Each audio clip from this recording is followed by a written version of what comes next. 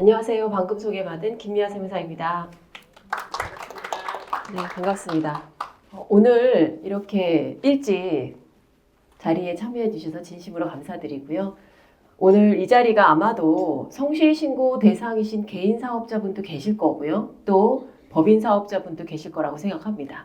그리고 실제로 부동산 임대를 하고 계신 분도 계실 거라서 전체적으로 저희가 이제 순서를 실제 성실신고 대상 대표님들에 대한 내용과 또 법인 대표님들에 대한 내용, 그리고 2024년에 세법이 좀 바뀌었습니다. 그 절세 포인트를 말씀드리고, 법인 요번에 이제 신고하고 있거든요. 법인 신고하실 때 주의사항 말씀드리도록 하겠습니다. 첫 번째로 성실신고 대상 이제 대표님들의 자산 관리입니다. 이제 국세청은 잘 아시겠지만 2011년부터 어마무시한 이제 빅데이터를 가지고 있어요.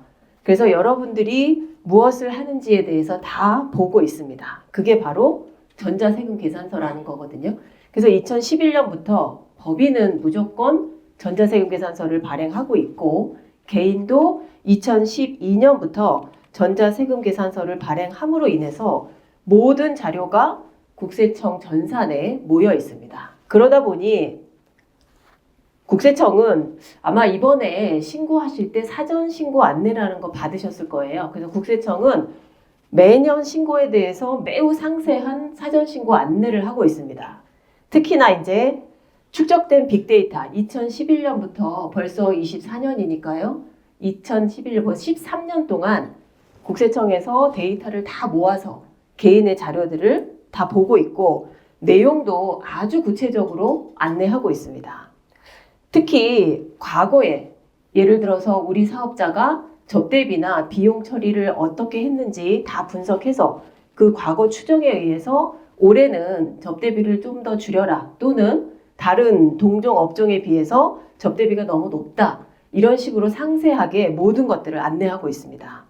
그리고 특히 이제 이런 항목이 많이 나옵니다. 직전 연도에 신고한 항목 중에서 비용이 과다하게 되어 있으니 올해는 좀 이걸 줄여서 신고해라, 이렇게도 나옵니다. 그래서 구체적으로 국세청에서 이렇게 사전 신고를 할 수 있는 이유는 바로 이것 때문입니다. PCI 시스템. 여기서 P는 재산을 말하는 겁니다. 부동산을 사거나 했을 때, C는 소비예요. 우리가 신용카드를 사용하거나 이런 경우, I는 신고된 소득. 그래서 매년 신고된 소득 범위 안에서 우리가 부동산도 사고 또는 카드도 쓰고 있는지를 봅니다. 그래서 보통은 약 4년 동안의 자료들을 모아서 조사를 합니다. 그래서 일반적으로 재산이 증가, 뭐 아파트를 샀다면 이 아파트를 산 자금은 어디서 나왔는지, 또는 여기 보시면 아시겠지만 일정 기간 소득 신고를 합니다. 소득은 여러 가지가 있죠. 사업소득이 있을 수 있고 근로소득이 있을 수 있고, 또 하나는 증여를 받을 수도 있어요. 그런 것들을 다 합쳐서 과연 신고된 소득이 얼마인지 일단 봅니다. 그리고 이 자료는 국세청이 이미 많이 가지고 있어요. 그래서 그 자료를 보고 그동안의 재산을 어떻게 샀는지, 뭐 아파트를 샀는지 부동산을 샀는지 또는 분양권을 샀는지, 그리고 지출, 가장 큰 게 해외여행이나 또는 신용카드예요. 그래서 PCI 시스템을 이렇게 보면 현금 지출 항목이 이렇게 표시가 돼 있어요. 첫 번째가 최근에 부동산 산 거 또는 분양권을 산 것들, 또 두 번째는 상장 주식이나 비상장 주식. 요즘은 이제 가상자산, 비트코인이 드디어 1억을 넘었죠. 그래서 가상자산도 실질적으로 이제 보고 있고요. 세 번째가 금융자산. 부동산도 사고 다 샀는데 통장 잔액이 얼마나 있는지, 이건 필수적으로 봅니다. 그리고 네 번째는 골프 회원권. 우리가 코로나로 인해서 이제 골프가 국내에서 엄청난 붐이었어요. 그러다 보니까 회원권 가격도 엄청 많이 올랐습니다. 그래서 사고 파는 거래가 매우 많아졌고, 또는 최근에 집 살 때 대출로 샀는데 이 대출을 최근에 갚았다면 또 어디서 갚았는지 확인합니다. 제일 큰 게 신용카드죠. 신용카드 사용액은 무조건 봅니다. 그리고 일곱 번째가 이제 자녀들이 해외에 많이 나가서 유학도 하고 하기 때문에 해외 송금액은 무조건 보고요. 여덟 번째는 세금 납부한 거. 세금 납부한 거는 일정 기간 동안 이렇게 시스템으로 다 분석이 돼요. 그래서 이 세금, 특히나 증여세, 재산을 증여받았는데 증여세금은 뭘로 냈냐 이거죠. 자녀들이 증여받고 부모님이 대납하기도 하고 또는 배당을 받기도 하고 이런 출처를 반드시 확인하고 있습니다. 그러면 이제 수입 항목도 분석을 합니다. 지출이 있으려면 수입이 있어야 되기 때문에 최근에 뭐 부동산 판 게 있는지, 분양권 판 게 있는지, 요즘은 거래 신고를 다 하기 때문에요. 다 분석이 돼요. 그리고 두 번째는 주식을 판 게 있는지, 요즘은 상장 주식 많이 사고 팔아요. 또 비트코인도 마찬가지죠. 세 번째는 통장 잔액은 무조건 봅니다. 만약에 자녀들에게 비상장 주식을 증여하셨다. 그럼 그걸로 끝나진 않아요. 증여하는 순간에 자녀들의 통장 잔액부터 다 보게 돼 있어요. 그리고 네 번째는 골프 회원권. 요즘 뭐 많이 파니까요. 그리고 부채가 발생했다면 그 부채도 자금 출처, 즉 수입으로 인정을 해줍니다. 여섯 번째가 소득 신고, 근로소득. 지금 연말정산을 이제 이번 주 월요일까지 끝냈잖아요, 다들.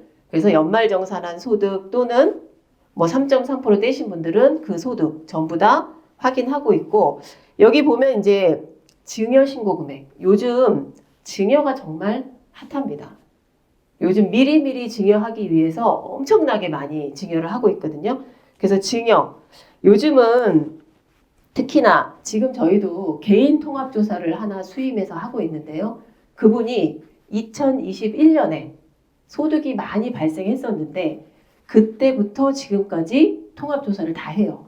그 말은 수입 발생해서 어디다 썼고 그리고 특히 가족들에게 돈이 간 내역을 다 봅니다. 지금은. 그래서 주의하셔야 되고 그래서 우리가 FIU라고 들어보셨을 거예요. 은행 가서 고액 거래를 하면 은행에 있는 행원이 모니터링을 해서 보고를 합니다. 이거는 보고를 안 하면은 페널티를 받기 때문에 무조건 보고를 해요. 그래서 우리는 영화 제목도 있잖아요. 나는 네가 지난 여름에 한 일을 알고 있다. 이것처럼 국세청은 이미 내가 은행에서 뭘 하는지 또는 뭘 사는지 다 알고 있어요. 그래서 국세청과 세무서에서 FIU로 추징한 게 2조 5천억 원이랍니다. 생각보다 어마어마 커요. 그리고 여기 보시면 수집한 자료도 이게 지금 2023년 기준으로 22,178개 FIU를 통해서 개인 사업자와 법인 사업자의 정보를 수집한 거예요. 그래서 이걸 가지고 실질적으로 조사를 합니다. 그리고 요즘은 아시겠지만 더 이상 우리가 저금리와 저성장 시대이기 때문에 수익을 모으기보다는 같은 수익을 가지고 세금을 덜 내는 쪽으로 많이 전략을 세우고 있습니다. 그리고 두 번째는 소득세가 굉장히 증가하고 있어요. 지금 소득세율은 최고 45%까지 가거든요. 주민세까지 하면 49.5%, 건강보험료까지 합치면 거의 60%에 육박해요. 그래서 100을 벌어도 60을 내고 40을 가지고서 뭔가를 해야 되기 때문에 저희가 할 것은 세금을 최대한 뒤로 미루고 금융자산을 활용해서 소득을 내는 게 지금은 중요합니다. 그래서 여기 보시면 요즘 건강보험료 때문에 엄청난 이제 고민을 많이 하세요. 그래서 준조세 부담도 엄청 늘어나고 있습니다. 그리고 또 하나는 예전에는 사실 불투명했어요. 뭔가가. 내가 뭘 사도 국세청도 잘 모를 수 있고 그래서 증여를 하면 10%까지 공제를 해주던 때가 있었어요. 3개월 이내에 빨리 신고하면 10% 공제해주겠다. 이게 다 빨리 신고를 해서 데이터를 모으기 위한 하나의 방법이에요. 근데 지금은 증여공제가 혹시 몇 프로인지 아세요? 3%예요. 그만큼 데이터가 많이 모였기 때문에 공제도 많이 줄였습니다. 그리고 예전에는 양도를 하고 2개월 내에 신고하면 공제를 해줬어요. 예정신고 세액공제라고. 근데 지금은 그게 없어졌어요. 무조건 그냥 신고를 하도록 의무화시켰습니다. 그래서 국세청은 PCI 시스템을 통해서 이미 소득을 다 모아서 탄로조사를 많이 하고 있어요. 특히나 병의원의 의사분들 또는 개인사업자분들 많이 조사합니다. 그리고 두 번째가 고액현금거래. 무조건 보고하죠, 이거는. 그리고 세 번째가 여기 개인 사업자가 계시다면 성실신고 대상자이신 분이 많으실 거예요, 아마. 예전에 여기 보시면 성실신고 대상자가 뭐냐 하면 업종에 따라서 뭐 도소매업이나 이런 경우는 매출액이 15억 이상, 그러니까 1년에 15억이면 수익금액이에요. 세금계산서 끊는 거. 그럼 한 달에 거의 한 1억 얼마입니다. 그래서 대부분의 사람들이 다 해당이 돼요. 매출액 15억 안 넘는 분들 거의 없거든요. 도소매는. 그 다음에 두 번째가 음식점, 제조업. 여기는 1년에 7억 5천. 거의 다 넘습니다. 그리고 마지막으로 임대. 임대는 1년에 5억 원 이상이면 성실신고 대상자예요. 그래서 성실신고 대상자가 되다 보니까 개인 사업자가 법인으로 많이 전환을 했어요. 성실신고 대상자가 되면 이런 것들을 이제 중점관리합니다. 이거는 모든 사업자에 해당이 돼요. 첫 번째가 사업용 계좌라는 거 들어보셨죠? 우리가 사업하면서 써야 되는 계좌는 분리를 해서 국세청에 신고를 해요. 그래서 신고를 한 그 계좌에서 매출과 매입, 임대료, 지출, 급여 나가야 돼요. 근데 초창기에는 사업용 계좌로 쓰지 않으셨던 분들이 많았어요. 그래서 페널티가 엄청 높았습니다. 사업용 계좌로 쓰지 않으면 쓰지 않은 금액에 거의 50% 이상 세금을 낼 때도 있었어요. 그래서 지금은 거의 다 정착이 많이 됐습니다. 그리고 두 번째가 이제 차입금이에요. 개인 사업자는 가끔 장부를 보면 차입금을 개인 차입금도 그냥 비용 처리하는 경우가 가끔 있어요. 그래서 요거를 주의하셔야 되고 지급이자. 이자는 원래 사업과 관련돼서 써야 비용 처리가 됩니다. 근데 개인이 이제 개인 사업자이기 때문에 개인이 차입하고 쓴 거를 비용 처리하는 경우가 생각보다 많아요. 그래서 요즘에 이거 다 걸러냅니다. 그리고 세 번째가 매출 증빙.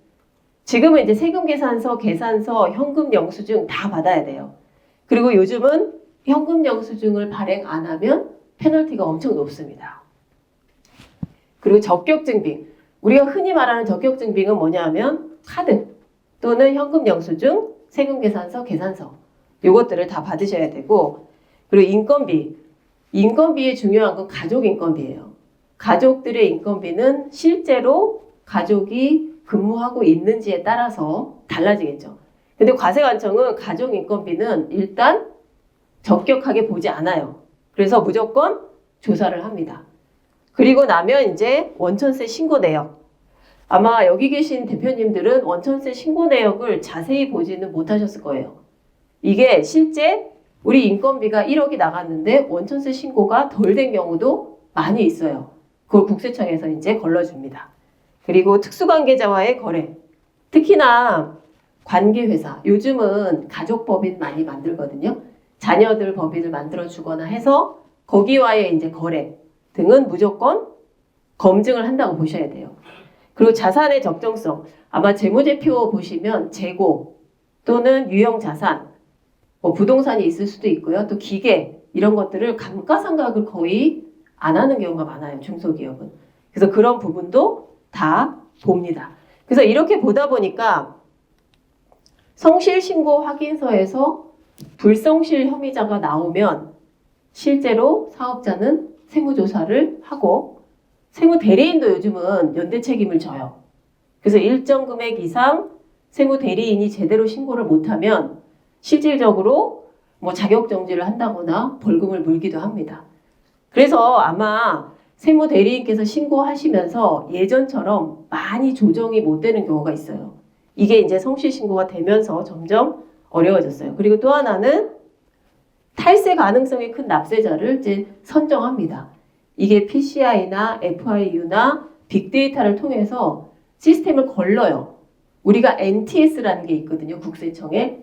여기에 들어가면 A라는 사람의 모든 자료가 다 모여서 이게 정말 성실한지 불성실한지 걸러집니다. 요즘은 AI 시대잖아요. 그래서 모든 자료가 다 집계돼서 자동으로 걸러져요. 그러다 보니 탈세 가능성이 큰 납세자를 선정해서 성실신고를 유도해요. 아마 이제 개인은 5월, 6월에 신고하거든요. 그러면 안내문이 여러 유형으로 나옵니다. 그 중에 예를 들면 뭐 아이 유형 이런 게 있어요. 그거는 실제로 탈세 가능성이 크거나 또는 성실하게 신고하지 않았다고 해서 안내하는 유형이에요. 그래서 그런 것들이 나오면 반드시 세무대리인하고 상의를 하셔야 됩니다. 그리고 고액 체납자. 요즘 TV에도 나오죠. 38기동대. 보신 적 있죠? 갑자기 어느 날 집으로 들이닥쳐서 봤더니 금고 안에 막 현금이 들어있고 막 그림이 막 그려져 있고 막 하잖아요. 그게 바로 고액 체납자예요. 근데 희한하게 세금을 안 내세요. 이런 분들이. 세금 안 냅니다. 안 내고 그냥 숨겨놔요.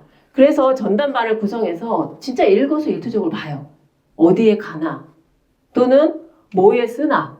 근데 자기는 돈이 없다고 하시면서 막 골프장 가시고 이런 분들 많으세요. 그래서 고액 체납자들은 실질적으로 이제 생활 실태를 봅니다. 그리고 현금 자료도 공개해요. 금융자산 같은 경우. 근데 고액 체납자들은 금융자산은 사실 별로 없어요.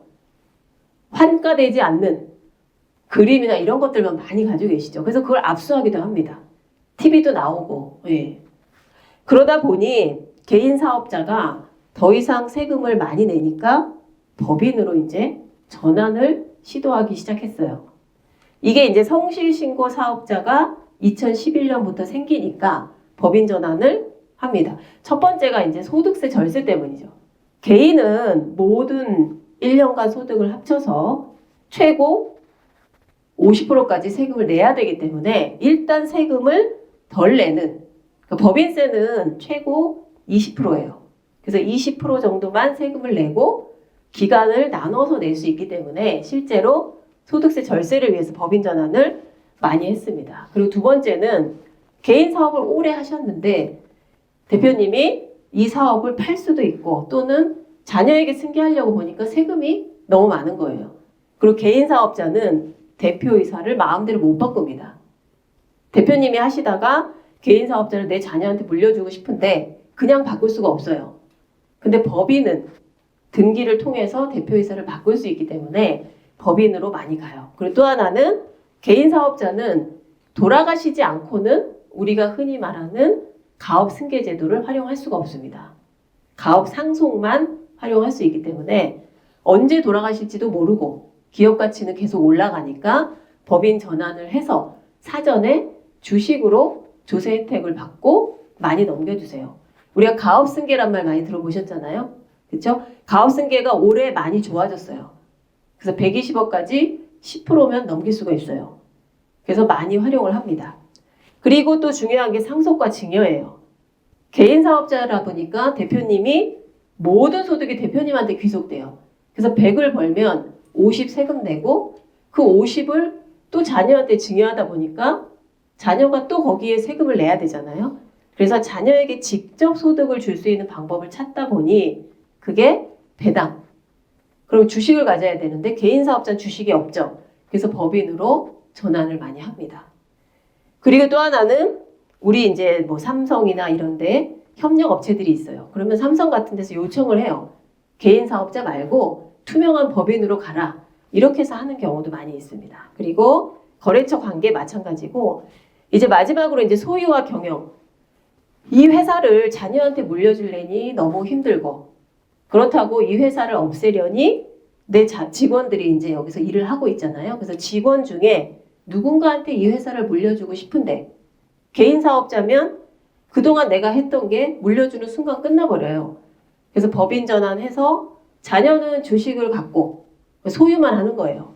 그리고 기업은 직원들이 운영할 수 있게. 우리가 전문 경영인이란 말 많이 들어보셨잖아요. 그래서 전문 경영인을 두고 주식만 우리가 가질 수 있게.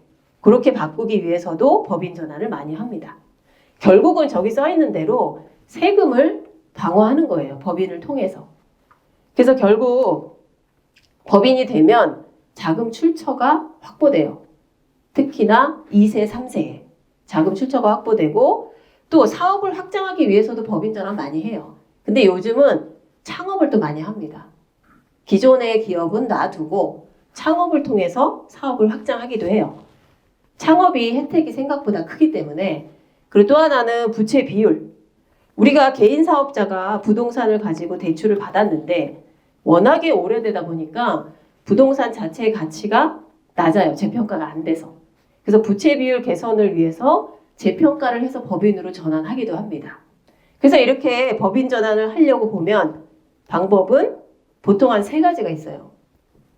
부동산 자산이 없고 그냥 사업을 양수도 하게 되면 바로 법인 세워서 양수도 하시면 되고, 현물 출자는 뭐냐 하면 부동산 자산이 너무 커서 법인으로 전환하려다 보니 세금이 너무 많아요. 우리가 부동산은 취득세도 내고 양도세도 내야 되거든요. 그래서 그런 것들을 감면받기 위한 방법이 내가 가진 현물을 그대로 출자하는 거예요. 그래서 현물 출자를 하기도 하고, 3번째는 가끔 뵈면 개인 사업자도 있고 법인 사업자도 있는 분들이 많이 계십니다. 그리고 그 2개를 합칠 수가 있어요. 그게 이제 중소기업 통합이라는 겁니다. 그래서 보통 법인 전환은 이렇게 3가지로 나눠요.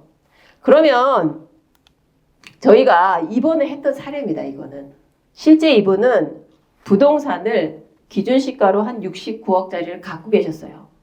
근데 상속을 준비하려다 보니까 개인으로 그냥 갖고 있으면 부동산 가치가 계속 올라갈 거기 때문에 법인으로 전환을 하셨어요. 전환을 해서 69억짜리가 5년 후에 37억으로 상속을 했습니다. 이게 가능한 이유는 뭐냐면 법인 전환할 때 감면을 받았고요. 첫 번째.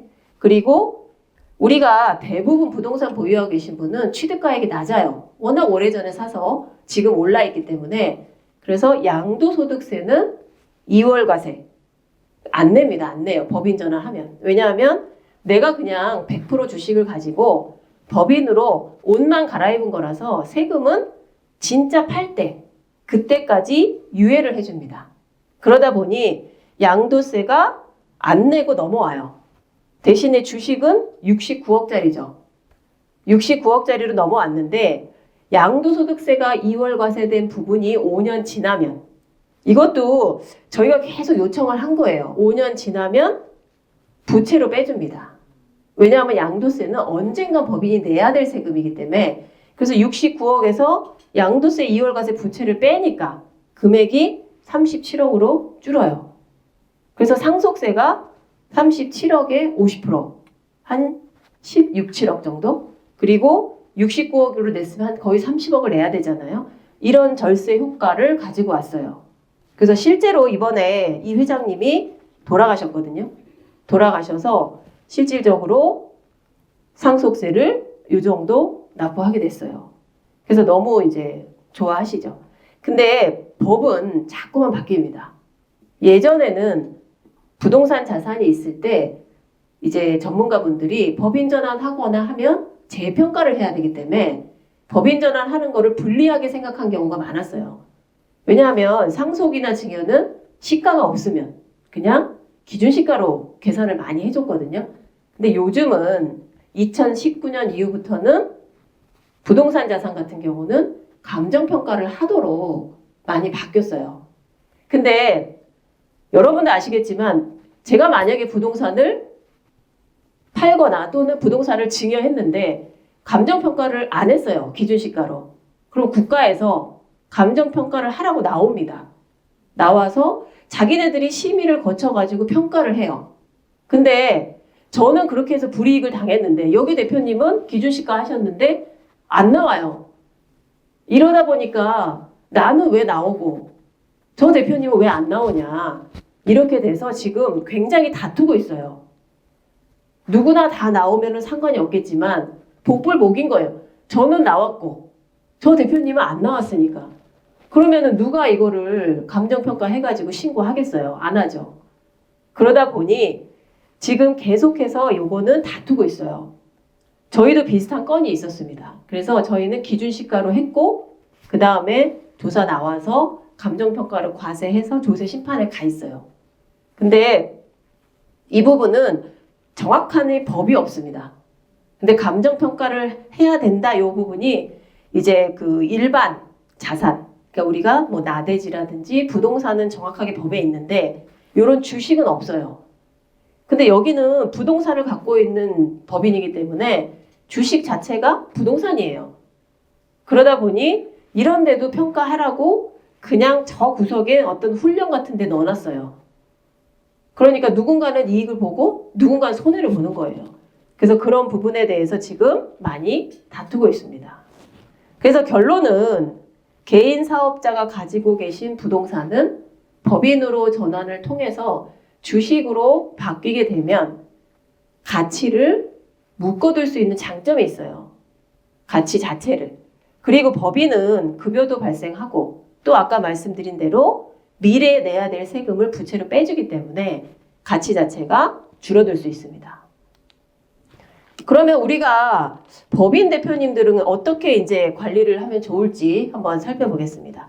개인은 말씀드린 대로 성실신고 대상에 주의하셔야 되고 또 개인 사업자의 소득세가 워낙 크니까 법인 전환을 많이 하세요.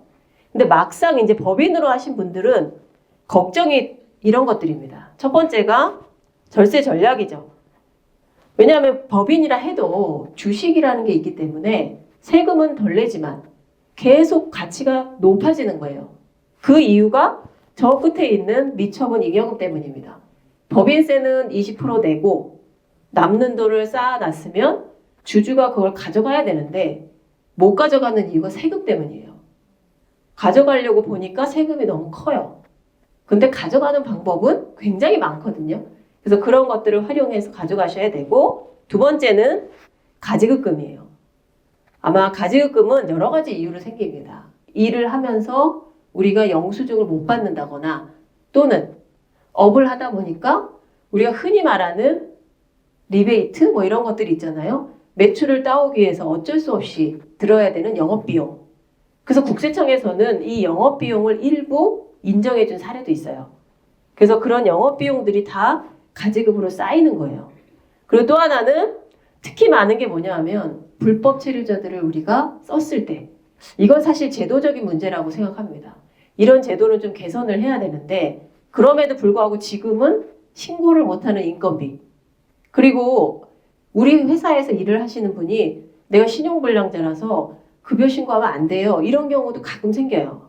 그러면 어쩔 수 없이 법인에서 돈은 나가는데 귀속을 못 정하니까 가지급으로 보는 거예요. 그래서 이런 부분 그리고 실제로 대표님들이 내가 집을 살려고 보니까 돈이 없어서 법인 돈 잠깐 가져가서 사시는 분도 계십니다. 그것도 가지급이에요. 그럼 언젠간 이거는 처리를 해야 돼요. 갚아야 되죠. 어떻게 보면. 그래서 이렇게 이제 가지급이나 미처분 잉여금도 막 쌓이다 보니까 가지급금을 언제 알게 돼요? 대부분 은행에서 대출 받으러 갔더니 갑자기 웬 가지급이 이렇게 많습니까? 해서 아시는 분들도 계세요.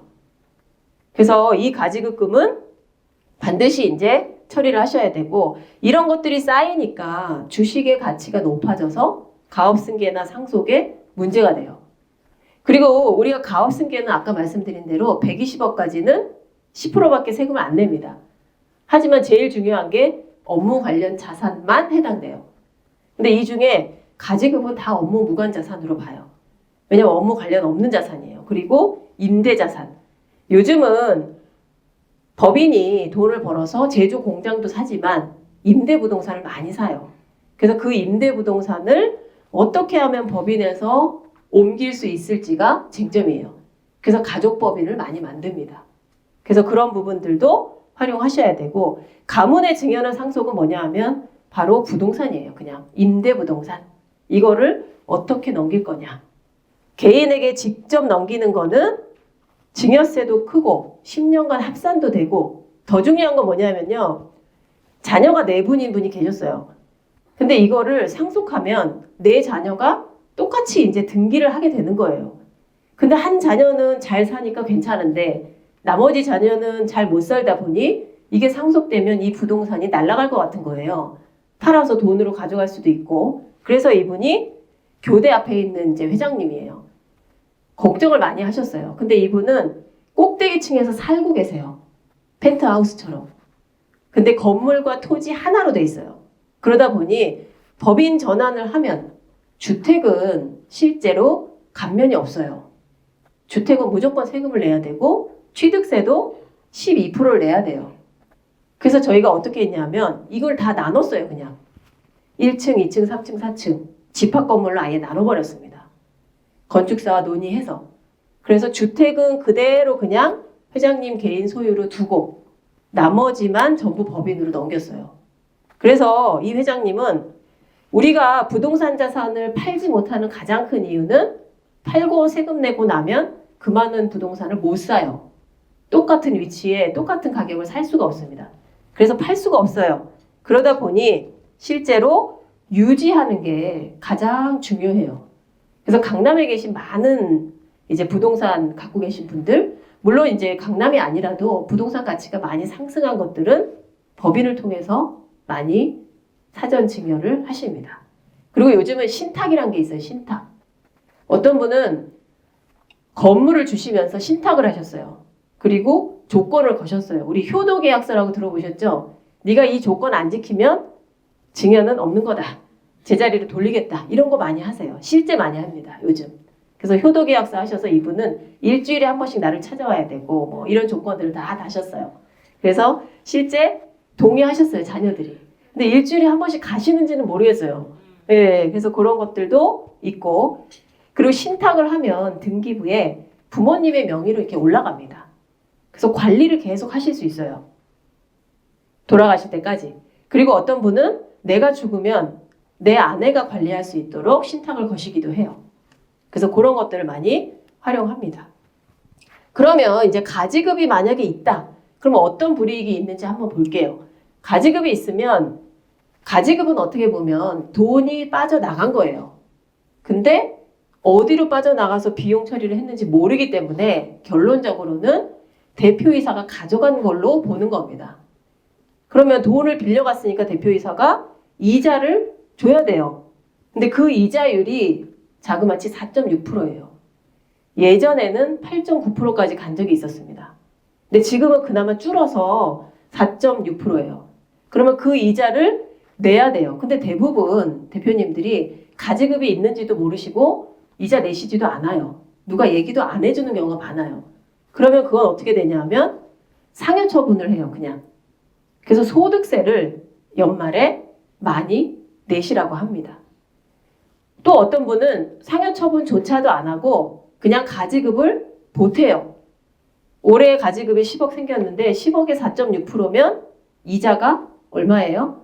4,600만 원인가요? 그럼 4,600만 원을 그대로 그냥 또 가지급에 더해요.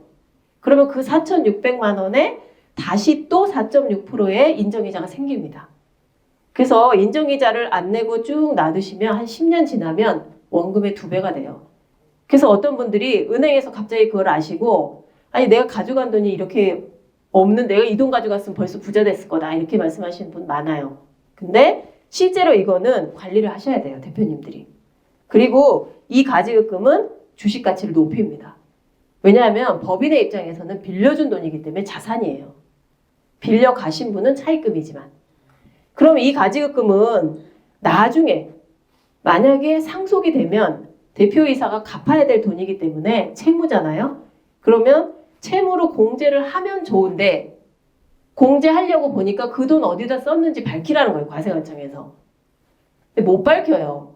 못 밝히기 때문에 이중고를 당하시는 거예요. 그래서 계실 때 늘 이거를 고쳐야 됩니다. 그리고 은행 가면 그 말씀 많이 하세요. 가지급이 많아서 대출하기가 어렵다. 이런 말씀 많이 하세요. 신보, 기보 마찬가지예요. 그래서 가지급금은 정리를 반드시 하셔야 돼요. 정리하는 방법이 여러 가지가 있죠. 본인의 자산을 넣는 것도 하나예요. 어떤 분은 내 부동산 있으니까 넣어서 가지급 정리하란다. 근데 세금은 생각을 안 하세요. 보니까 비용이 맞아요. 그러면 전기에 잘못했다라고 해가지고 가지급을 줄여줍니다. 그렇게 해서 하는 방법이 있고 또 하나는 급여를 올리세요. 그냥. 근데 가지급이 많으신 대표님들이 세금 때문에 급여를 조금씩 가져가시는 경우가 있어요. 그래서 급여를 적정 수준으로 올려서 가지급을 정리하시기도 하고 또 가장 많은 게 이제 배당이에요. 우리가 흔히 배당은 뭐 다음에 기회가 되면은 제가 또 말씀드리겠지만 7가지 정도 있어요. 그 7가지 배당을 활용해서 가지급을 정리합니다. 그리고 아까 말씀드린 대로 주식. 내가 가지고 있는 주식이 자산이에요. 어떻게 보면 내 자산. 그걸 회사에 팔고 정리하기도 하고요. 아마 이제 퇴직금. 저는 사실 퇴직금을 활용해서 가지급을 정리하는 거를 좋게 보진 않아요. 왜냐하면 열심히 일하셔서 남은 게 퇴직금인데 그 퇴직금마저 가지급 정리해버리면 대표님들은 가져갈 게 아무것도 없어요. 열심히 일만 하시는 거예요. 그래서 중간중간에 반드시 정리해야 돼요. 그래서 어떤 분은 퇴직금으로 정리하면 되니까 가지급 그냥 놔둬도 된다 이렇게 말씀하시지만 그 퇴직금이야말로 계속해서 일하신 최종 어떤 노후 자금이자 대가예요. 그래서 그거는 따로 잘 모아두시고 주식이나 또는 회계 오류 수정을 통해 가지고 가지급을 정리하시기를 저는 이제 추천드립니다. 그래도 해도 안 되면 어쩔 수 없겠죠. 물론 이제 퇴직금으로 하시는 경우는 어떤 경우냐면 중간에 본인의 자산 마련을 위해서 돈을 가져가셨으면 퇴직금으로 정리해도 무방해요. 그거는. 왜냐면 미리 갖고 가셨으니까. 근데 그렇지 않은 경우가 많아요. 대표님들이 실제 가지급을 돈 가져가서 개인 자산 늘리는 경우는 저는 사실 열에 한두 번도 못 뺐어요. 다 일을 하시다 보니까 생기는 거지 굳이 개인 자산을 늘리진 않으세요. 그리고 이제 또 하나가 잉여금이에요. 이거의 가장 큰 문제는 뭐냐 하면 재무제표를 다 보셨을 테니까 미처분 잉여금이 30억 쌓여 있는데 돈이 없어요. 실질적으로.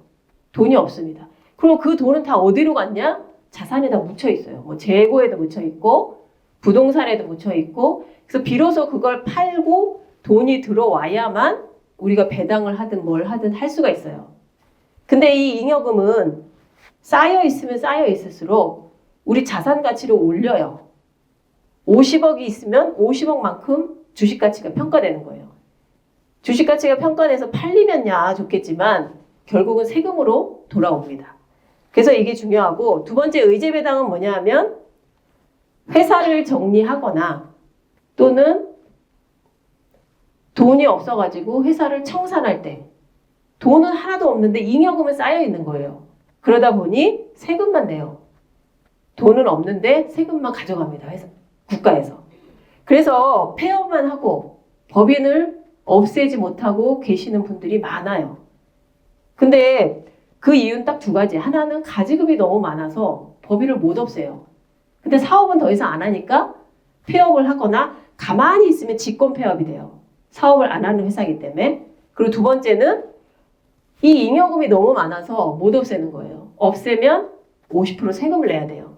그래서 못 없앱니다. 근데 나라는 어떻게 생각하냐면 가지급이 있고 잉여금이 있는데 폐업만 하고 계속 그냥 둔 회사들에 대해서 어떻게 할 건지 고민을 하고 있어요. 그래서 실제로 어떤 회사는 폐업만 하고 놔뒀더니 가지급이 있어서 대표이사한테 상해처분으로 과세가 됐어요.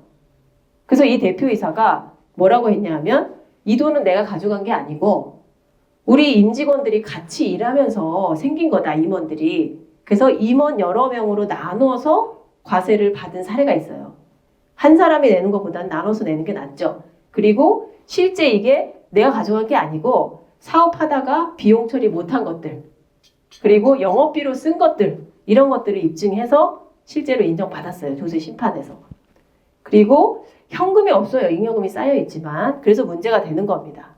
그리고 배당은 우리가 보통 일정 금액을 넘어가면 종합소득세 합산이 돼버려요. 그러다 보니 세금이 너무 커서 내가 정리를 하고 싶어도 못하는 거예요. 돈이 있어도 배당을 못 받아요.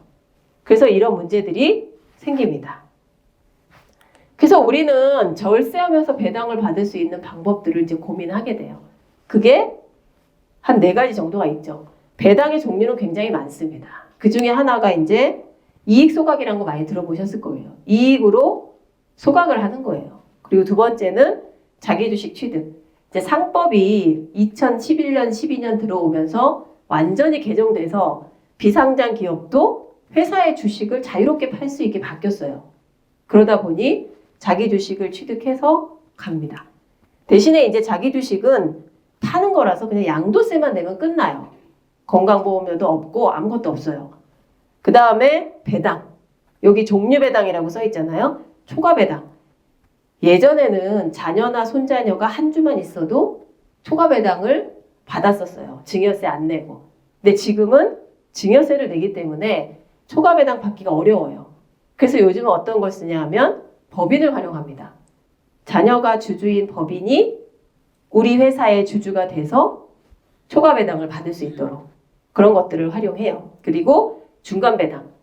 배당은 1년에 2번 받을 수 있어요. 정기 배당 1번, 중간 배당 1번. 그리고 감액 배당이라는 게 있어요. 감액 배당은 뒤에 잠깐 설명드릴 건데요. 감액 배당은 뭐냐 하면 세금이 없는 배당이에요. 한마디로 말해서. 세금이 없는 배당. 저희가 40억 정도 이제 감액 배당한 사례가 있거든요. 그래서 그렇게 할 수 있고, 유상 감자. 주식 가치가 굉장히 높아요, 여기는. 그래서 출자 전환이라는 거를 해요. 그 말은 뭐냐면 한 주당 가치가 10,000원인데 원래는 액면이 평가를 해봤더니 100만 원인 거예요. 그러면 CEO가 40억을 넣어도 한 주당 100만 원에 발행을 하면 몇 주 안 올라가요. 그리고 나면 발행가액이 액면을 초과하는 금액이 생깁니다. 그게 자본잉여금이에요. 법인의 돈이죠. 그래서 그 돈으로 감액 배당을 하면 자녀 2명이 10억씩 현금이 생겼어요. 대신에 본인 돈이죠. 본인 돈. 내가 주주로서 받은 거예요. 대신 세금은 없어요. 그래서 이런 거를 많이 활용합니다. 근데 이렇게 활용하다 보니까 법이 바뀌어서 법인은 이제 감액 배당을 못 쓰게 바뀌었어요.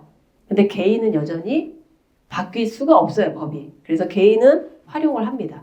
그래서 감액 배당 이제 용어만 알아두시면 좋을 것 같아요. 그래서 감액 배당은 세금이 없이 받을 수 있는 배당이다. 이렇게 생각하시면 제일 좋아요. 제가 이제 개인과 법인을 굉장히 빨리 이제 달려온 것 같아요. 좀 도움이 되셨나요? 어떠세요? 네, 괜찮으신가요? 예. 좀 정리를 해보면 개인은 결과적으로 나한테 모든 재산이 쏠려요. 그러다 보니 실질적으로 반 이상 세금을 내고 남는 걸로 증여나 상속을 해야 돼요. 그래서 예전에 지금 어떻게 보면 이제 주택이 어마무시하게 올라갔잖아요. 그쵸? 문정부 때. 그래서 실제 지금은 상속이 일어나면 아파트 한 채만 갖고 계셔도 막 30억이 넘어요. 예전 같지 않고. 그래서 무조건 50% 세금을 내야 돼요. 그러다 보니 주택도 정말 많이 사전 증여를 했어요. 그리고 성수동에 이제 트리마제 아파트 아시죠? 그 트리마제 아파트를 가지고 계신 분은 법인으로까지 전환을 하셨어요.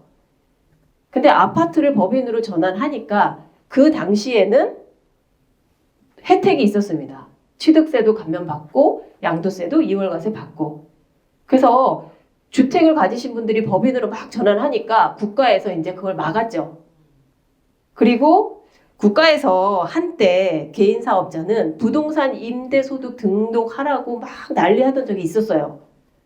우리는 어떤 혜택을 준다고 생각했지만 국가는 숨어있는 세원을 발굴하기 위해서 한 거죠. 어떻게 보면. 그래서 지금은 완전히 투명해졌죠. 이제. 투명해졌고 그러다 보니 1세대 2주택 가지고 계셨던 다주택자들, 3주택 이상인 분들이 법인으로 아파트를 넣어서 임대를 하고 혜택을 봤어요. 그러니까 보실 분은 다 보고 실제 이제 아파트 한 채 갖고 있었던 분, 그런 분들이 너무 가치가 올라버려서 팔아도 1세대 1주택에서 별로 혜택을 못 받아요. 12억 정도까지 밖에는 지금 못 받기 때문에 그럼 나머지 세금 내야 돼요. 그러다 보니 국가가 거주기간과 보유기간을 합쳐서 장기 보유를 80%까지 빼줬어요. 그러니까 이렇게 모든 흐름이 이렇게 바뀌고 있어요. 그만큼 모든 정보를 다 국가가 갖고 있다는 뜻이에요. 그래서 이제 사업자분들은 주식 이동을 하시거나 뭘 하실 때는 반드시 전문가랑 하셔야 돼요. 주식 이동하는 순간에 국가가 다 봅니다, 실제로. 그래서 법인으로 많이 가시고 부동산을 갖고 계신 분들이 법인 전환을 진짜 많이 했어요. 그러다 보니 지금은 취득세 감면이 안 돼요. 임대사업자는. 대신 양도세는 2월과세 됩니다. 그래서 취득세 때문에 법인 전환을 못 하시는 분들이 가끔 계세요. 근데 취득세는 상속하든 증여하든 무조건 나와요. 한 번은 내야 됩니다. 무조건. 그래서 중과만 안 된다면 법인 전환 하셔서 주식으로 이동하는 것도 굉장히 좋은 방법 중에 하나예요. 그래서 이제 남은 시간 동안은 2024년에 이제 바뀐 세법, 그리고 이번에 법인세 신고하실 때 절세 포인트 이런 것들을 좀 알려드리겠습니다. 이제 우리가 흔히 알고 있는 절세가 뭔지 한번 생각을 해봐야 돼요. 국세청과 납세자의 절세는 달라요. 국세청은 세법이 인정하는 범위 내에서 합법적이고 합리적으로 세금을 줄여서 우리가 흔히 말하는 소득공제나 세액공제 이런 걸 활용하는 거를 절세라고 얘기해요. 근데 우리는 납세자는 절세를 뭐라고 생각하냐 하면 총 결정세액이 줄어드는 거를 절세라고 생각합니다.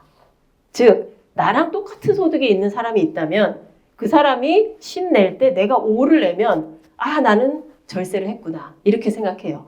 그러니까 완전히 생각 자체가 달라요. 국세청하고는. 그리고 국세청이 말하는 탈세, 우리가 탈세란 말 많이 들으시죠? 탈세. 이 탈세는 뭐냐 하면 불법적으로 고의로 세금을 줄이려는 행위를 국세청은 탈세라고 해요. 그래서 이 탈세, 특히 예를 들어 놓은 건 뭐냐면 수익 금액을 줄이는 거. 우리가 매출이 발생했는데 계산서 안 끊고 매출을 줄이는 거죠.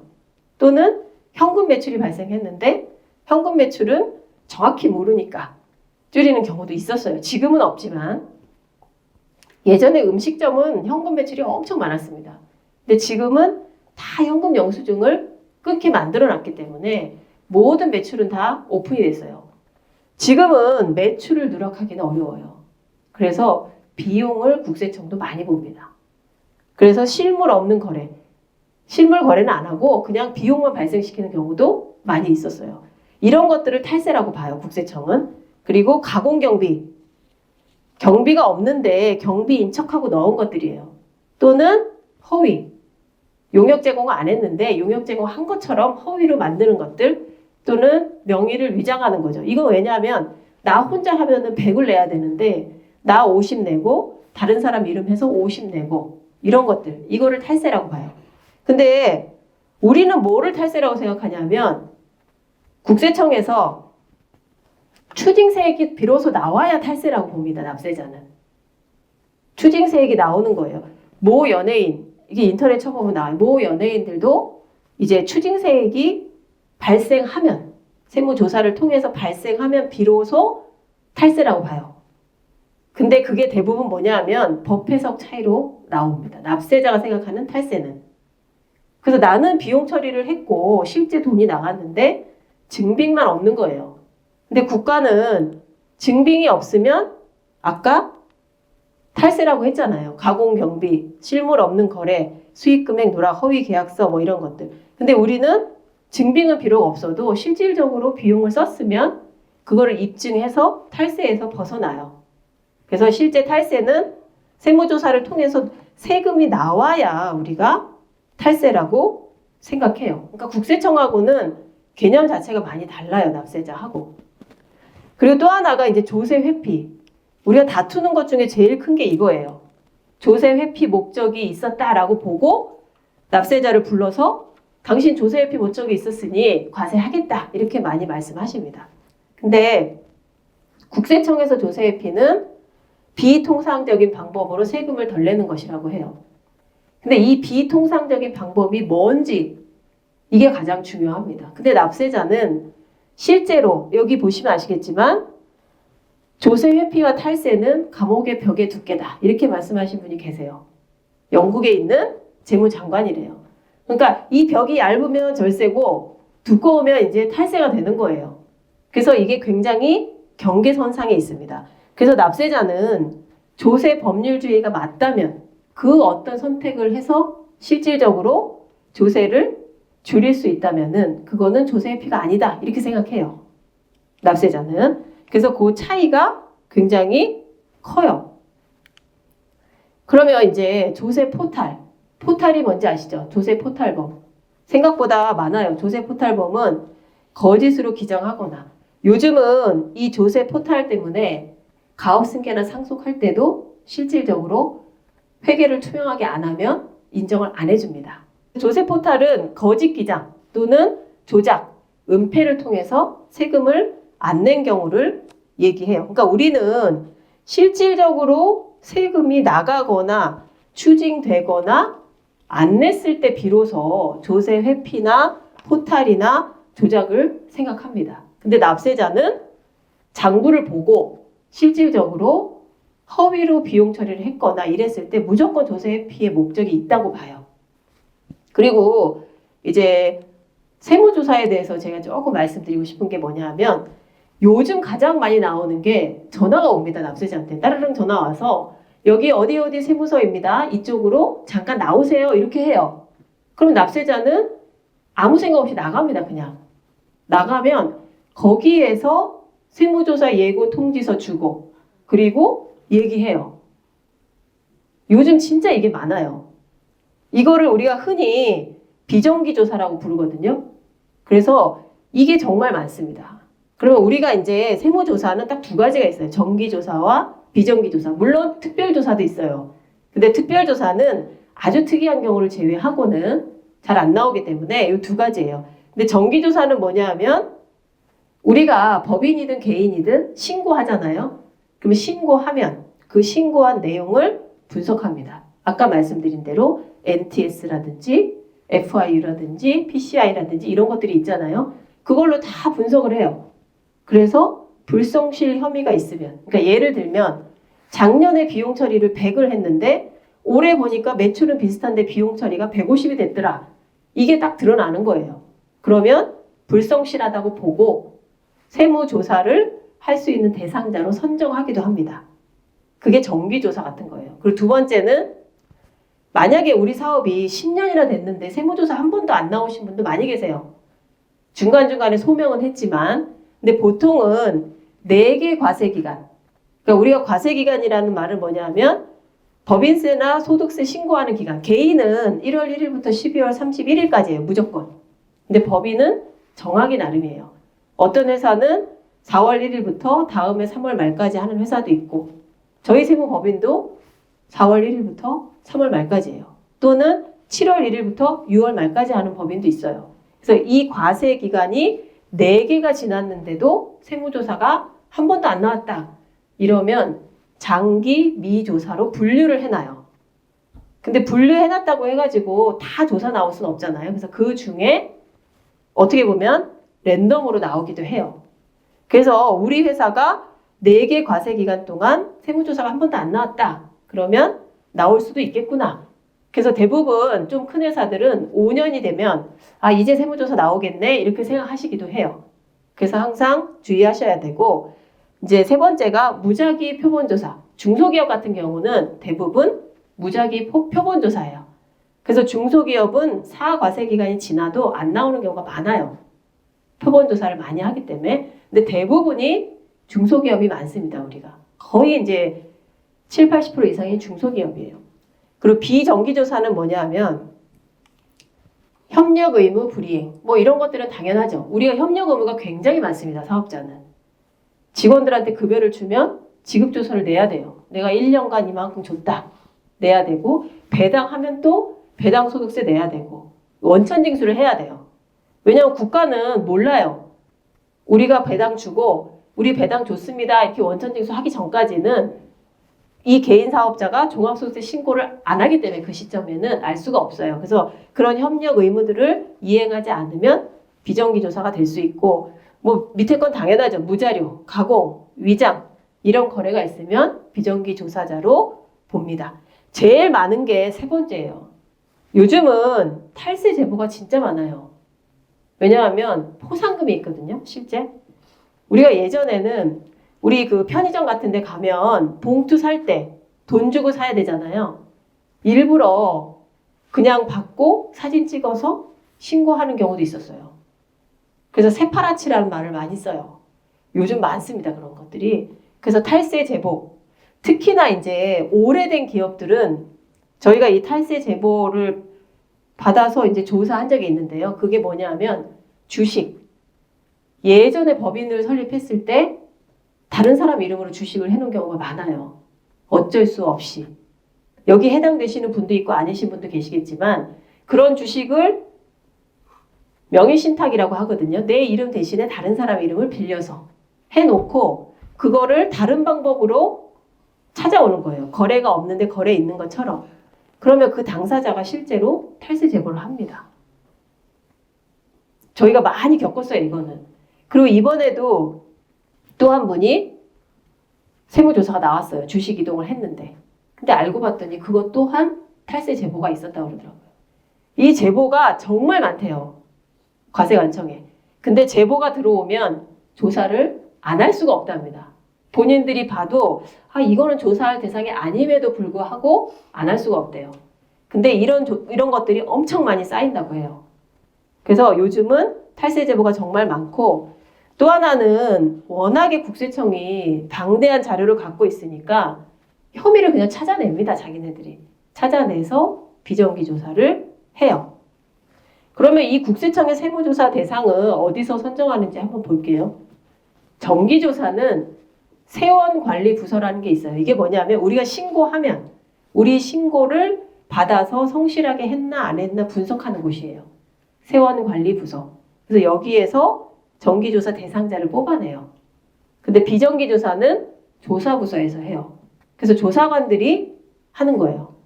그래서 세무조사가 나왔는데 만약에 우리가 조사 1국, 2국, 3국, 4국 이렇게 있거든요. 조사 4국에서 나온 게 가장 무서운 조사라고 해요. 그래서 조사 4국이 이제 조사의 가장 무서운 곳이고 비정기조사는 그런 데서 많이 나와요. 근데 비정기조사의 특징이 뭐냐 하면 1번 우리가 세무조사 사전통지를 안 하면 이거는 법에 위반된 거예요. 과세관청에서 만약에 일반 정기조사를 하는데 나한테 세무조사 사전통지 없이 조사했다. 그러면 이거는 다툴 수가 있어요. 법에. 절차상 하자가 있기 때문에 조사 자체를 거부할 수도 있고 여러 가지 이제 할 수 있습니다. 근데 비정기조사 요즘에 이게 너무 많아요. 그냥 납세자한테 전화해서 오라 그래요. 어디로. 갑니다. 가면 그때 사전통지서 주고 그리고 이러한 혐의로 있으니 언제부터 나와라. 그냥 이렇게 해버려요. 제일 많아요. 이게. 그래서 사전통지가 안 나오고 전화가 오거나 하면 그냥 가시지 말고 내가 비정기 세무조사가 나왔구나 라고 생각하시고 전문가하고 논의를 하셔야 돼요. 네, 그게 제일 좋습니다. 그리고 두 번째는 비정기 조사의 특징은 뭐냐 하면 지금도 2021년 과세 기간에 조사가 나왔는데 조사하다 보니까 2020년까지 조사할 수가 있어요. 일반적으로는 정기조사면 2021년만 해야 돼요. 그 이상 하시면 안 돼요. 물론 어떤 혐의가 있어서 한다. 그러면 그 윗 부서의 동의나 허락을 받고 해야지 맞아요. 안 그러면 납세자가 너무 불리하기 때문에. 근데 비정기조사는 그렇지 않아요. 기간을 늘릴 수도 있어요. 조사 대상 기간을. 그러니까 21년 거 조사하러 나왔는데 20년께 뭐가 잘못돼서 21년께 해당이 됐다. 그러면 20년까지 확대할 수 있어요. 연장. 그리고 또 하나는 기간도 연장할 수 있어요. 보통 한 달 조사하거든요. 한 달 조사하는데 조사하다 보니까 더 많이 조사해야겠다 해서 기간을 연장해요. 납세자한테 굉장히 힘든 일이에요. 근데 요즘 비정기 조사가 진짜 많습니다. 진짜 신기해요. 왜 이렇게 많은지 모르겠어요. 세 번째는 제일 무서운 게 사실 세 번째예요. 우리 가족을 다 봐요. 또는 우리 기업과 관련된 기업을 다 볼 수 있어요. 내 것만 보면 괜찮은데 나 이외의 사람들 거를 볼 수 있다는 거예요. 그래서 평소에 금융거래나 이런 거 하실 때는 항상 주의하셔야 돼요. 그리고 네 번째가 장부를 가져갈 수가 있어요. 와서. 그냥 우리 가끔은 새벽에 그냥 들이닥쳐서 가져가기도 합니다. 그걸 압수조사라고 하거든요. 그럴 때는 실제로 이미 보관해버려요. 자기네들이. 손을 쓸 수가 없어요. 사실. 그리고 다섯 번째는 제일 큰 게 이거예요. 금융조사. 아마 여기 계신 분들 중에 금융거래를 많이 하시는 분들은 가끔 은행에서 이렇게 해가지고 뭐 금융 내용을 제공했다 이런 거 받으세요. 저희도 받거든요. 가끔. 그러면 그게 어떤 의미냐 하면 보통 10년간 거래, 그 거래 내역을 국세청에서 은행에 요청합니다. 은행에 요청해서 가져가요. 그냥. 그래서 훑어봐요. 그리고 나중에 통지해줘요.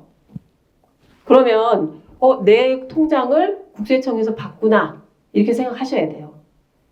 그래서 그런 것들이 생각보다 많습니다. 그리고 요즘 진짜로 많이 들으시겠지만 저희가 법무법인하고 일하면은 포렌식 조사라는 걸 해요.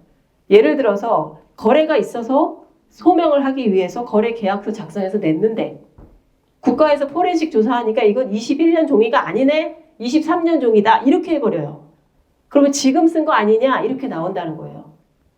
그러니까 정말 별별 조사를 다 한다고 봅니다. 진짜 포렌식 조사를 실제로 해요. 그래서 양도 양수를 하거나 뭐 계약서가 있었는데 그 계약서가 없어져서 쓰시면 안 돼요. 돌아가서 과거로 있었던 것처럼 쓰시면 안 됩니다. 우리가 이제 사후 추인이라는 것도 있어요. 계약서 잊어버렸으니까 실제 지금 이거는 맞다. 이렇게 하면은 괜찮은데 대부분 그냥 아무 생각 없이 당사자 협의했으니 예전에 썼던 것처럼 이렇게 써가지고 제출하는 경우가 있거든요.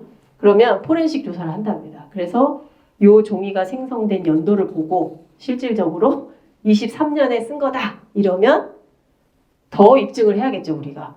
예, 그래서 그런 경우도 있어요. 근데 포렌식 조사는 무조건 한대요 요즘은.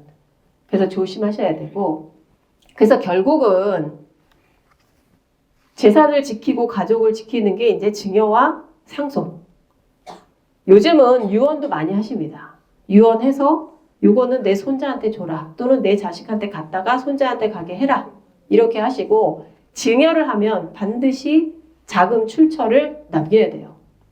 그리고 2024년에 법이 바뀐 것 중에 하나가 뭐냐면, 예전에는 자녀에게 현금을 증여하고 그 현금으로 자녀가 법인을 세울 수 있었어요. 그쵸? 그러면 자녀에게 1,000만 원 증여해서 자녀가 그 1,000만 원을 출자해서 법인을 만들어요. 불과 작년까지는. 근데 올해부터는 이 1,000만 원을 자녀한테 줘서 법인을 만들잖아요. 그러면 그 법인이 5년 안에 부자가 되면 이 자녀한테 다시 증여를 하겠다는 거예요. 그 부자 된 만큼. 왜냐하면 자녀가 거기에 기여할 만큼이 되면, 그래서 반드시 자녀가 일을 할 수 있는 구조를 만들어 드려야 돼요. 예.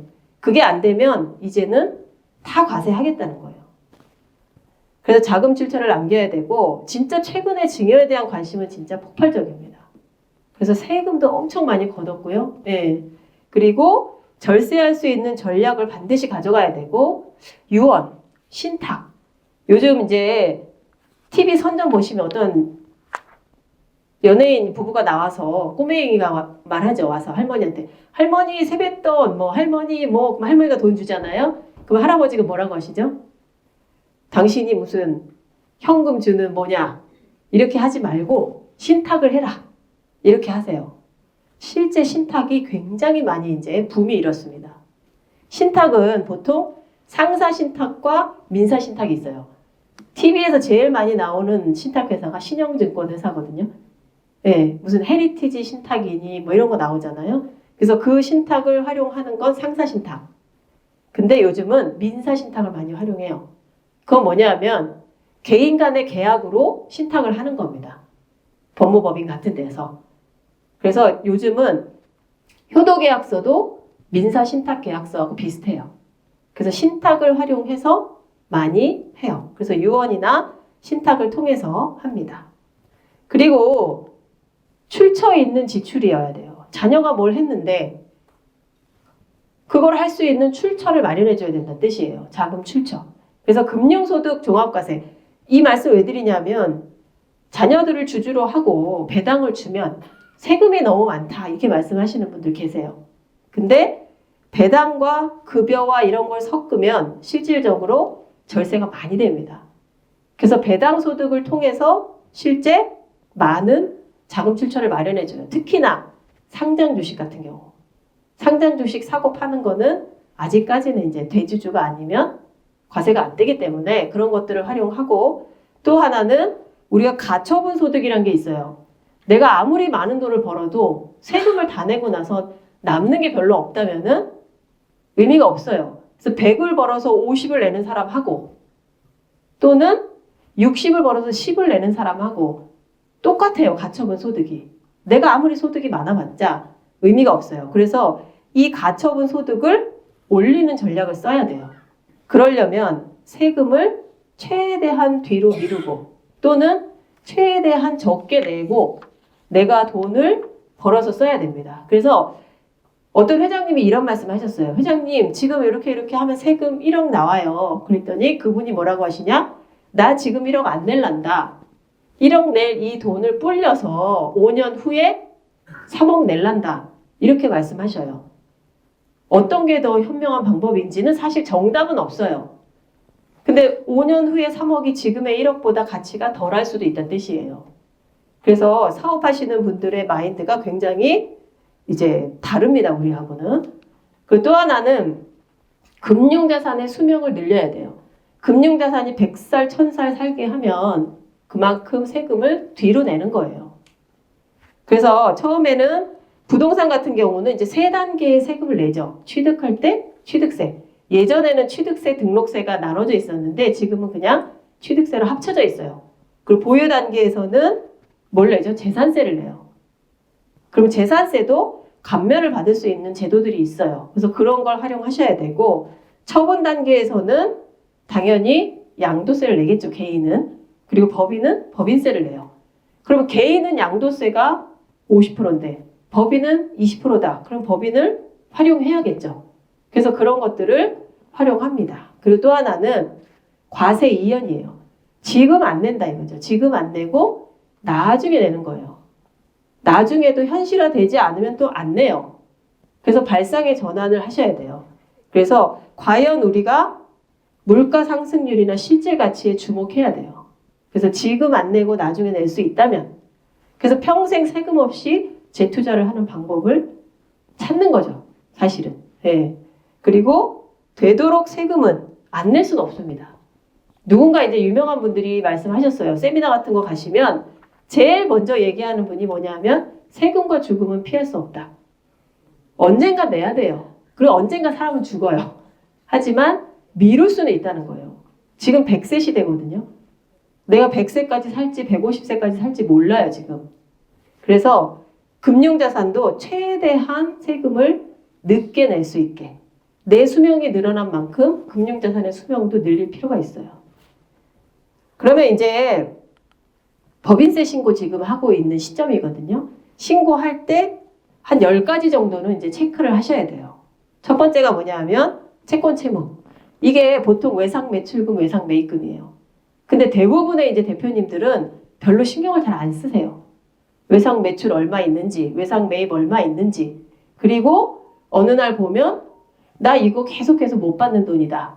이렇게 말씀하세요. 근데 그 체크를 잘 안 하십니다. 그래서 그거 반드시 체크하셔야 되고, 중소기업은 2년 동안 못 받는 돈이 있다면 대손 떨 수 있어요. 법이 바뀌었습니다. 그래서 지금 저희가 이제 컨설팅 하는 것 중에 하나가 대손 상각이에요. 과거에 못 받은 매출 채권을 어떻게 비용으로 떨 것이냐. 이게 굉장히 중요합니다. 근데 영원히 못 떨면 언젠가는 갚아야 될 돈이라서 가지급으로 돼버려요. 그래서 굉장히 어려움을 처하게 됩니다. 그리고 세 번째가 가지급이나 대여금 또는 우리가 가끔 직원들한테 돈을 빌려주기도 해요. 그럴 때는 잘 써놔야 돼요. 그리고 이자, 아까 말씀드린 대로 우리 가지급은 대부분 비용 처리 못하는 것들이 많아요. 급여 줬는데 비용 처리 안 한 것들, 이런 것들은 가지급으로 잡혀요. 근데 누구도 얘기를 안 해줘요. 뭐 대표님 이번에는 비용 처리 못한 거 이만큼 있어서 가지급 이만큼 나옵니다. 이렇게 얘기해주면 좋은데 사실 이제 결산을 대리하고 있는 분들은 바빠요 지금. 그래서 그냥 막 결산하다 보니까 가지급이 막 늘어나 있어요. 그래서 가끔 지금쯤이면 아마 이제 재무제표가 나올 때예요, 법인은. 그래서 한번 보시면 작년보다 가지급이 늘어났다. 그럼 왜 늘어났는지 물어보셔야 돼요. 이유는 두 가지겠죠. 하나는 인정이자를 그냥 보탰거나 아니면 대표님이 모르는 비용이 나갔거나 이런 것들이 있어요. 그래서 영수증을 항상 잘 모으셔야 돼요. 그리고 영수증이 없어도 실제 쓰신 거는 말씀을 해주셔야 돼요. 그러면 가산세 붙이고 그냥 비용 처리할 수 있어요. 근데 기장하시는 분들 잘 몰라요, 그거를. 통장에서 누구 이름으로 나갔는데 이게 어떤 경비인지 말씀 안 해주시면 가지급으로 갈 수밖에 없어요. 그리고 또 하나가 미수수익. 미수수익은 대부분 가지급금 인정이자가 많습니다. 그래서 꼭 이거 해야 되고, 재고자산. 재고가 어떻게 보면 실사하기가 굉장히 어려워요. 그래서 대표님도 내 재고 얼마 남아있는지 잘 모르시는 경우가 있어요. 그래서 이 재고도 한 번쯤 보셔야 되고, 투자자산, 주식 같은 걸 투자했는데 안 올라 있는 경우가 있어요. 가끔 회사를 만들기도 하거든요. 내가 출자해서. 근데 그런 것들이 안 올라 있는 경우 가끔 있습니다. 그리고 뭐 유무형 자산 결산할 때는 감가상각비를 주의하셔야 돼요. 근데 만약에 우리가 재무제표상 이익을 내기 위해서 감가상각을 안 했으면 손금 조정해서 법인세를 줄여야 됩니다. 근데 그렇게 안 하는 경우 많아요. 그래서 이런 것들을 항상 주의하셔야 되고, 자본은 당연히 자본금 증자했으면 확인하셔야 돼요. 근데 그 말씀 안 하시면 몰라요. 그래서 해주셔야 됩니다. 그래서 법인세 할 때 딱 10가지. 요거는 뭐 제가 이렇게 한 게 아니고 세무사 회에서도 요런 것들은 봐라 이렇게 나오는 거예요. 그래서 꼭 체크를 하셔야 됩니다. 그러면 이제 마지막으로 달라지는 세금 제도를 한번 그냥 쭉 훑어볼게요. 내용을 다 볼 수는 없고 그냥 제목만 한번 보겠습니다. 부동산 같은 경우는 연단위 양도세 감면 한도를 이제 방법 자체를 조정하기로 했어요. 연단위로 하다 보니까 1년 감면해주면 그 다음 해에 그냥 또 해버리기 때문에 보통 2년, 5년 이렇게 끊어가지고 감면을 조정할 수도 있고, 지금 기획발전 특구라는 게 이제 지정이 돼요. 그러면 그 기획발전 특구에 주택을 사면 1세대 1주택 비과세를 해주겠다. 이렇게 이제 나왔어요. 지역은 이제 고시가 됩니다. 그리고 주식은 이제 배당소득 이중과세 조정을 위해서 가산율을 조정했어요. 예를 들어서 예전에는 뭐 11%였다. 그러면 10%, 9%. 왜냐하면 법인세가 예전에는 늘어났다가 지금은 9%하고 19%로 1%포인트씩 줄었어요. 그래서 법인세에 대한 이중과세 조정이기 때문에 이것도 1%를 줄였습니다. 법인세가 적으니까 이것도 줄인 거예요. 그리고 증권거래세 면제 적용 기한은 이제 연장했어요. 올해 끝나는 거를 이제 연장한 거고, 그 다음에 급여 생활자들에 대한 이제 세금이에요. 첫 번째가 출산 육아에 대한 이제 지원을 강화했어요. 우리 아시겠지만 출산하면 또는 결혼하면 1억 원을 증여할 수 있습니다. 그래서 요즘은 그 1억 원을 가지고 집을 사기도 해요. 증여받아서. 근데 더 중요한 거는 출산이나 결혼으로 받은 이 돈을 어디에 써도 상관없어요. 내가 결혼자금으로 꼭 써야 되는 거 아니에요. 그리고 전후 2년 내에 받을 수 있어요. 내가 결혼한 지 2년이 안 됐다. 그러면 받을 수 있습니다. 1억. 그리고 5천 공제하면 1억 5천까지 받아요. 그래서 인터넷 쳐보면 결혼 공제로 3억까지 받을 수 있다 이렇게 나와요. 부부가 같이 받으면 1억 5천, 1억 5천에서 3억이에요. 그리고 출산도 받을 수 있어요. 어떤 분은 결혼한 지는 2년이 지났지만 이번에 이제 출산을 해서 1억 5천을 받았어요. 그 돈은 어디에든 쓸 수 있어요. 우리가 1억 5천 받아서 1억 5천 세금을 낸다고 가정하면 받을 수 있는 자산은 굉장히 커집니다. 어떤 말씀인지 아시죠? 5억 받으면 20%예요. 예를 들어서. 그러면 9천만 원이면 5억짜리 자산을 받을 수 있는 거예요. 세금 없이. 그래서 그렇게 활용하시면 되고, 또 이거 이제 6세 이하 의료비 한도 없이 이제 공제해 줍니다. 예전에 한도가 있었어요. 그리고 또 하나가 법인 같은 경우 대표님이 개발을 많이 하시는 곳이 있어요. 개발하셔서 특허도 내고 막 하세요. 그러면 보상금을 대표님한테도 드릴 수 있어요. 근데 직무발명 보상금을 받으면 비과세를 700만 원까지 해줍니다. 근데 거기서 이제 특수관계인은 빠져요. 그러니까 대표님이나 가족은 제외합니다. 그리고 또 하나가 뭐 장기주택 저당 차입금 이런 거는 보시면 되고, 기부금 3천만 원 초과하는 기부금 공제를 40%로 이제 상향해 줬어요. 기부 많이 하면 된다는 뜻이고, 쭉 내려오면은 전통시장, 요즘은 전통시장 많이 활용해요. 그리고 세율이 2022년에 개정돼서 6%에서 45%까지는 똑같지만 요 단계를 많이 쪼갰어요. 예, 예전처럼 그냥 훅 오는 게 아니고 많이 쪼개가지고 소득세 부담이 조금씩 줄었습니다. 그래서 이런 부분이 있고요. 그 다음에 국민생활세금제도, 뭐 상속 중에 아까 말씀드린 대로 혼인 출산 양쪽으로 2년이에요. 2년 전, 2년 후, 총 4년이죠. 1억 받을 수 있습니다. 대신에 혼인 1억, 출산 1억 아니고 합쳐서 1억이에요. 가끔 이거 많이 물어봐요. 네, 합쳐서 1억입니다. 그 다음에 증여세 부과 대상이 되는 재산 취득 사유 추가. 이게 그거예요. 현금 주고 그 현금으로 뭐 주식을 사거나 했을 때 과세하겠다 이런 뜻입니다. 그 다음에 뭐 밑에 건 보시면 되고 간주임대료 이제 과세 범위를 넓혔어요. 임대보증금, 소형주택도 소형주택 같은 경우는 이제 연장을 해줬고요. 또 하나가 세법상 주택개념 정비. 주택이 우리가 실질적으로 거주하고 공부상 주택이 아니라도 주택으로 볼 수 있는 것들이 있어요. 그걸 정비한 거고요. 그 다음에 이제 또 아마 여기 계신 분들도 해당이 될 수도 있는데요. 주택을 갖고 있다가 또는 주택이 아니었다가 주택이 되도록 용도를 변경하는 경우가 있어요. 또는 파는데 사는 사람은 나는 주택으로 사고 싶지 않다. 다른 걸로 쓰겠다. 근데 파는 사람은 주택으로 팔아야 돼요. 그래야 비과세가 됩니다. 이런 것들에 대한 걸 좀 정비를 했고요. 그 다음에 여기 보시면 상속재산 평가 방법. 아까 그거예요. 주식을 평가했는데 우리가 부동산을 감정평가 안 했더니 과세관청에서 부동산 감정평가해서 과세가 됐어요. 나는 100을 냈는데 300이 과세가 되면 200만큼 덜 낸 거라서 가산세를 내야 돼요. 신고불성실 가산세는 안 냈어요, 원래부터. 근데 납부불성실 가산세는 냈어요. 그거 불합리하다 해가지고 모두 가산세는 빼주는 걸로. 왜냐면 이거는 재산 평가에 대한 문제지 이게 무슨 조세 탈루도 아니다. 이렇게 해서 합리적으로 바뀌었습니다. 그리고 국민생활세금제도. 뭐 이거는 다 아시겠지만 요즘은 해외 자산이 너무 많으니까 무조건 신고하도록 바꿨어요. 그리고 면제 대상도 확대했습니다. 가업승계. 가업승계가 업종이 이제는 넓어졌어요. 예전에는 자동차 제조를 하면 자동차 제조를 계속해야 돼요. 근데 지금은 자동차 제조를 해도 제조만 하면 돼요. 자동차에서 바뀌어도 됩니다. 자녀가 승계받고 자동차 아니고 그냥 상속받았는데 자기는 가구를 하고 싶다. 제조면 가능해요.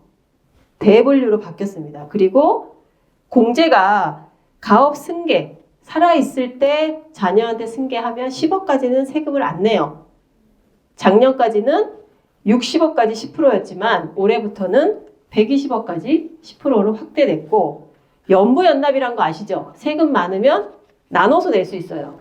그게 가업승계는 15년으로 늘어났어요. 그래서 세 부담이 많이 줄었습니다. 그리고 이제 감면제도, 뭐 감면제도 많죠. 예를 들어서 세액공제하고 나서 인정이 되면 과소신고 가산세를 면제해 준다거나 뭐 이런 것들이 쭉쭉 있어요.